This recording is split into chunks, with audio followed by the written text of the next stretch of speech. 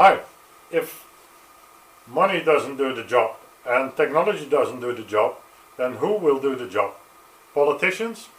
And in our case a democracy? Well, maybe not, seeing all the climate strikes that we need to convince politicians that things should change. Let's see how it normally works in policies. You know, we love a nice road like this, but then we say, well, mobility is a right, and we start building roads and driving on it, and then create a lot of problems like pollution, for instance. But then we don't solve the original problem. We say, no, pollution, technology development will do the job. And next step is, well, there's a lot of noise. Well, let's develop silent asphalt, a new product on the market. And then, of course, there's the CO2 problem of all the fossil fuels used here. Well, clean up production and other measures are taken. But the original problem is not addressed.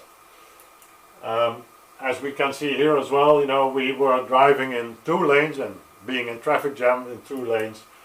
But mobility is a right, so then it became more roads. Well, we were in traffic jams in 3 lanes.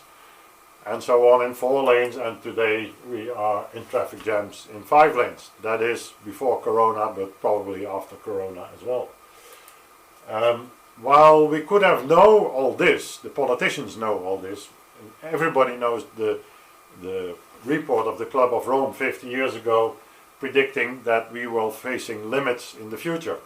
And a few years ago research shows that the predictions by the Club of Rome are still on track. You know, we are still facing the limits of resources and food, etc., etc. And politicians have not acted upon. I mean, they have had a lot of conferences and agreements, but little has changed.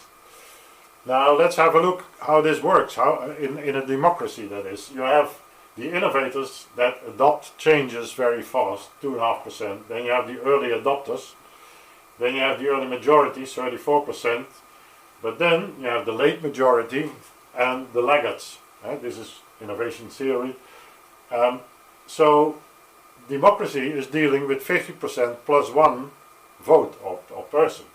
So you need all these people plus 1 of the laggards, the late majority, before you can change things. Well, then if you need the late majority to change things, you're always late, of course. That's by definition.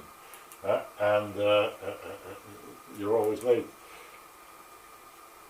And trying to secure what we have, if based on a system of which we know it's not sustainable, and the late majority is delaying that, is deliberately delaying developments, of course. Which is happening in practice, in fact. We invented this system ourselves, also this, you know, the trias politica, Montesquieu, etc., installed legislative power, executive power and judiciary power. But these all deal with problems people have among each other and things they want to arrange among each other. They are not specifically dealing with the limits of the planet. Of course, they are dealing with the people living on this planet. And human agreements won't work if dealing with human interests only, of course. Then the system cannot survive. In Dutch Parliament, there's only 2 physics people that studied physics out of 150.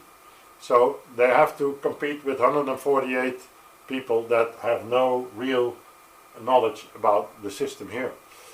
So we need a force power, a restrictive power that is dealing with protecting the physical boundaries and limiting resource use. It's the same as the judiciary power, you know, it holds the government accountable for everything which they are doing with the planet. So there are some countries that made some progress in this area, like Sweden, already in 1997, had a bill that stated housing is a social right, a good home to live in, within ecologically sustainable limits. And Japan, as well, in 2006, declared by 2050 Japan will be in a state of sense of dignity. Action 1 placed top priority on harmonizing the environment and the economy. it's small steps, but it's a beginning that was already made in these countries. And there's others, of course, Cuba, East Timor, Costa Rica, Bhutan, that have different ways of dealing with things. Bhutan is gross national happiness instead of gross national product, of course.